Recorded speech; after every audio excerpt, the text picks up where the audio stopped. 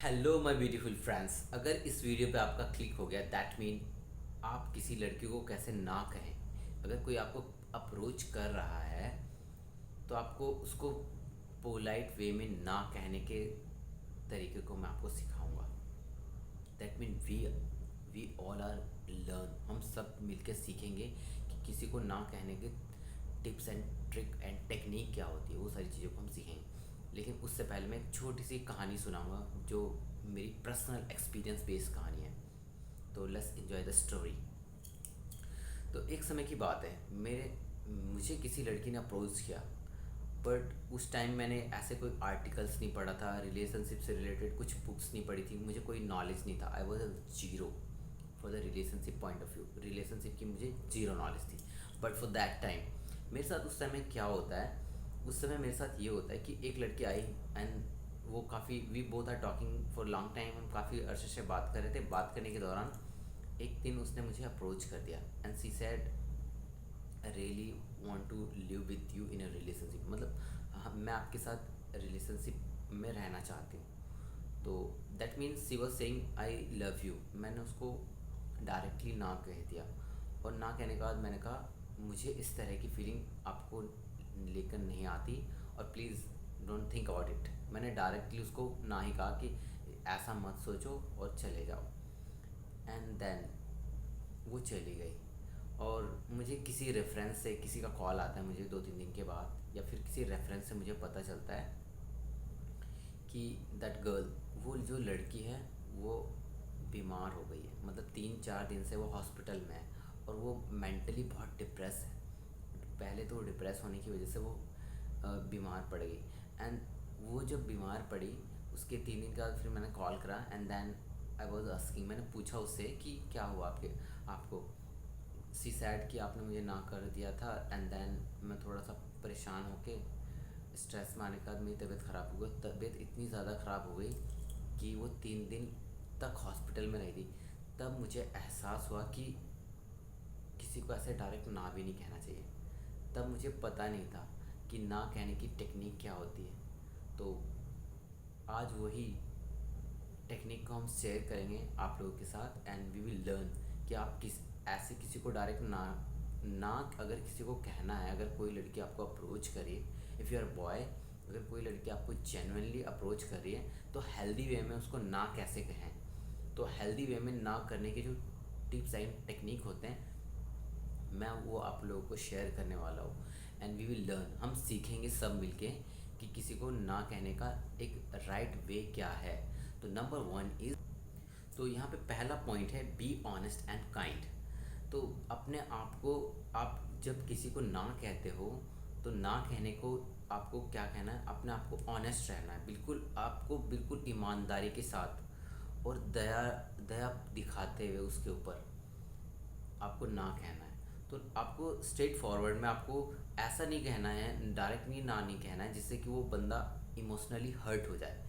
तो आपको अपनी जेन्युइन इमोशन को दिखाना है उनको कि मैं अगर आपको ना कह रहा हूँ तो उसको ना कहने के जो जेन्युइन तरीके होते हैं वो क्या होते हैं। तो इससे रिलेटेड मैं कुछ पॉइंट्स को आपको एक छोटा सा एग्जाम्पल के तौर पे मैं आपको शेयर करूँगा। It's really appreciate. आपको उसको क्या कहना है कि मैं आप मुझे ऐसे अप्रोच कर रहे हो तो मैं इस आपको अप्रोच करने की के भावनाओं को मैं आपको अप्रिशिएट करता हूँ। बट जो आप मुझे लेकर फील कर रहे हो वो मैं आपको लेकर फील नहीं कर पा रहा हूँ। और को जेन्युइन वे में आपको अपने इमोशन को दिखाना है उस पर्सन को। आपको बताना है कि मैं आपको लेके वो फीलिंग फील नहीं करता जो आप मुझे लेकर फील करते हो। First point is. Second point में आपको क्या, सेकंड नंबर पे आपको क्या करना है, आपको फॉल्स होप नहीं देनी किसी को। मतलब आप लोग, कुछ लोग होते हैं ना एकदम से झूठी दिलासा देने लग जाते हैं एंड धीरे धीरे धीरे बाद में इंसान को पता चलता है और फिर इमोशनली और भी ज़्यादा वो टूटता है। तो आपको उसको ना जो कहना है, झूठी दिलासा दिए बगैर किसी को ना कहने के तरीक़ों को मैं आपको शेयर करूँगा। तो यहाँ पे एग्जांपल के तौर पे आपको ये कहना है कि थैंक यू सो मच, मैं आपको शुक्रगुजार हूँ आपने मुझे अप्रोच किया, बट यू आर ग्रेट। आपको कहना है कि आप सच में महान पर्सन हो, महान लड़की हो। एंड आई डोंट सी, जो आप मुझे लेके फील करते हो वो भावना मैं उसको रोमांटिक वे में नहीं ले जा सकता। We could be a good friend, हम अच्छे फ्रेंड हैं, जैसे रहते आए हैं तब से लेकर अब तक, वो वाला रिश्ता तक that is I acceptable. But मैं इस रिलेशनशिप को किसी रोमांटिक रिलेशनशिप में नहीं कन्वर्ट करना चाहता, because the reason is that मैं आपको लेकर वो फीलिंग फील नहीं कर रहा हूँ।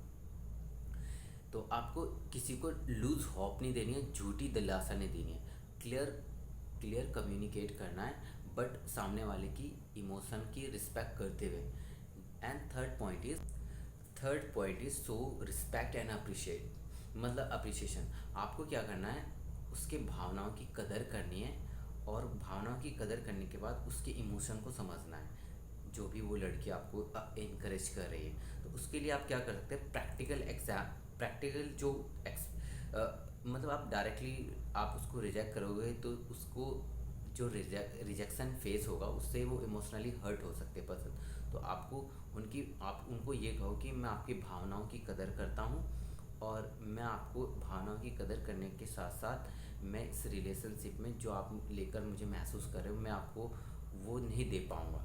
एंड उसके साथ साथ आपको जो नेक्स्ट डिसीज़न लेना है, और जो साहस आपने मुझे अप्रोच करने में दिखाया है, मैं उस साहस की कदर करता हूँ, ये कहकर आपको कंप्लीट करना है सेंटेंस को। एंड सेकंड थिंग, मैं आपके भावनाओं की कदर करता हूँ, तो ये बात कह के आपको ये सेंटेंस यहाँ पे कवर अप कर देना है। Third one is that maintain the boundary. आपको एक बाउंड्री क्रिएट करनी है आप अपने और उस पर्सन के बीच में। तो वो ऐसी बाउंड्री होनी चाहिए, आप उनको बताओ कि आपकी और मेरे बीच में ये बाउंड्री है, please do not trying to cross this boundary.